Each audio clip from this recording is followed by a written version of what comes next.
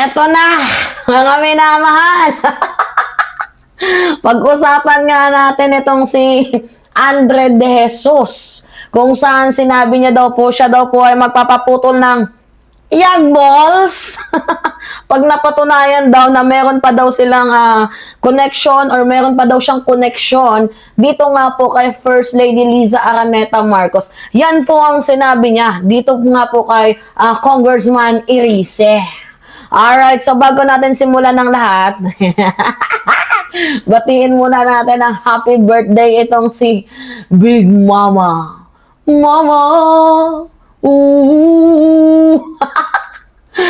Si Big Mama kasi, tinrider ba naman si si First Lady? O, tingnan ninyo, hindi to babatiin ni First Lady ng happy birthday. Rider kasi, at saka si Big Mama mga minamahal, siya yan yung yung nagbibigay ng ng mga kotse, van, di umano. Dito nga po sa mga Duterte camp, para nga po sa kanilang signature campaign na Tay, kami naman.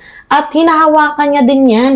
Itong si Alpotera, sila ni Small Boy, yung anak niya, 'di ba? Hinahawakan nila. Itong si Alpotera. Oo, tapos ang hindi alam ni Alpotera, yung amo niyang si Small Boy pati si Big Mama ay nandito din kila First Lady. Kumbaga, namamangka baga sa dalawang ilog. Pakatindi naman ni Big Mama. Oo. Ay, sana mabuhay ka pa ng matagal, Big Mama. Ay, kasama ng anak mo.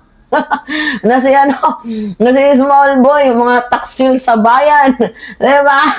Anyway, yan. Sige, ito. Mamaya, pag-usapan natin yan sila. Diba kilala nyo itong si Andre De Jesus? Ito si Andre De Jesus, siya po yung nag-file ng impeachment complaint laban nga po kay President Bongbong Marcos. First ever impeachment complaint. At ang nag-endorse naman noon ay si Congressman Nisay. Ay napag-alaman nitong si Irice. Diba? Ito, napag-alaman niya. Sabi niya, it is strange that De Jesus filed the complaint against BBM when he is the same lawyer who defended First Lady Liza Marcos in November 2024 when he filed a disbarment case against Attorney Glenn Chong for vilifying the First Lady from defender to complaint. Inom tayo. Sa madaling sabi ko ni question ni Congressman Irice or ni Irice, ito nga pong credibility ng lawyer na si Attorney De Jesus. Anong credibility mo? Nag-file ka ng, ikaw yung kasama ni Lisa na mag-file ng disbarment case laban kay Attorney Glenn Chong. So, malay ba natin na credible yung impeachment na ipiniled mo? Well, nung tinignan ko naman mga minamahal yung impeachment na i-filed, laban nga po dito kay President Bongbong Marcos, yun din naman yung sinisigaw ng mga DDS yung betrayal of public trust, culpable violation of the Constitution, ano pa ba? Meron pa tawag dito yung nangungurakot daw sa kaban ng bayan, kinidnap daw itong si Digong nang walang Philippine warrant. Kung ano yung sinisigaw ng mga DDS, yun naman yung i-filed ni Attorney De Jesus Diba? Yun naman yung i-filed ni Attorney De Jesus. So, bakit nagagalit itong si Congressman Irice at itong si Pulong Duterte? Sabi niya, gamay kaayo ang kalibutan, Jude.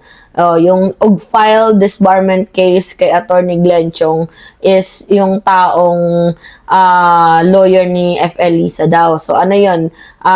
Defender sa nangangaliwa sa umaga tapos nagaana sa gabi, parang ganon. Daming post niya ni Pulong Duterte kung nagagalay 80 sila. Ngayon, itong si Andre De Jesus, meron siyang paglilinaw. Ang sabi ni Andre De Jesus, nag-file ako ng disbarment case kay Attorney Glenn Chong kasi hindi na tama yung kanyang ginagawa, yung kanyang pagmumura. Pero hindi alam ni FL Lisa na nag-file siya ng disbarment case laban kay Glenn Chong. Kusa niya daw pong ginawa yon. At hindi po sa utos ni FL Lisa. Kusa niya daw pong ginawa yon. Ngayon, naghamon siya ng debate itong si Andre De Jesus. Mag-debate daw silang dalawa. Oo, debate daw silang dalawa, mga minamahal. Kung ganun lang din naman pala yung ginagawang katarantaduhan ni Congressman Iris na pinagbibintangan daw yung kanyang credibility. Mag-debate tayo at kapag napatunayan mo na ako ay mayroong connection pa doon sa kila Marcos, magpapaputol ako ng bayag. Yan yung sabi ni Congressman, ni Attorney Andre De Jesus. So, panoodin muna natin. In fact, I dare anyone, including and especially Congressman Erice, to present evidence that I've somehow interacted with the First Lady, that I know the First Lady, that I've spoken with her, that I've met with her, because if he's able to prove or present evidence to that effect, I'm willing to have my balls cut off. And he will need a hacksaw for that because these are made of steel.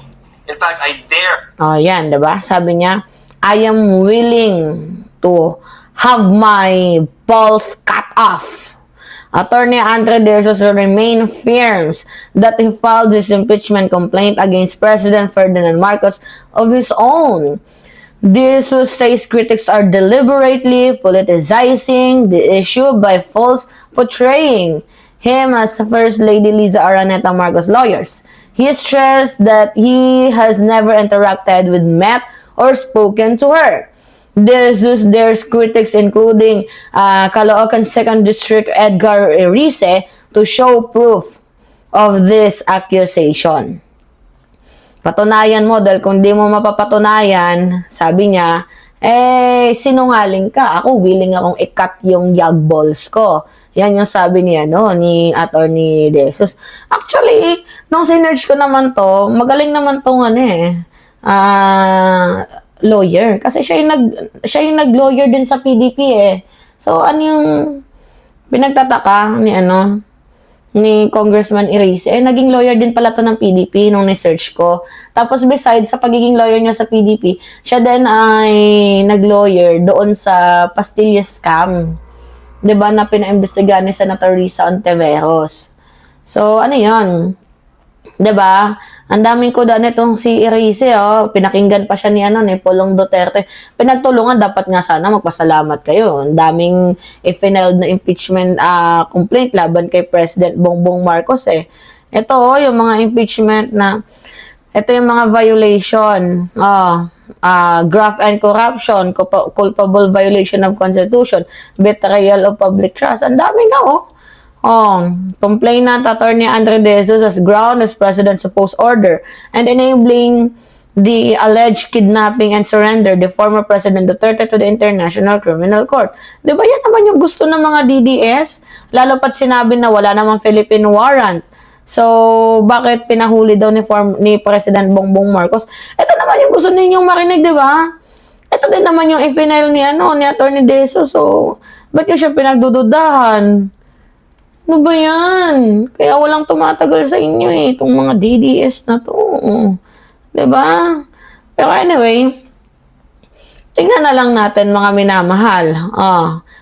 Kung ganun lang din naman, kung tama man ang sinasabi ni Erice, naisahan kayo ni FL kung ganun. Diba?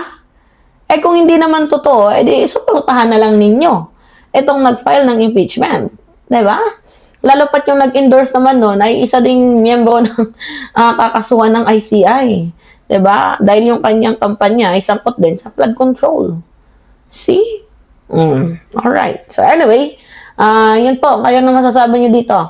Alicia ninyo, mga minamahal. Nagbabalik muli para sa ating panibagong video. Maraming salamat at ingat, mga kababayan.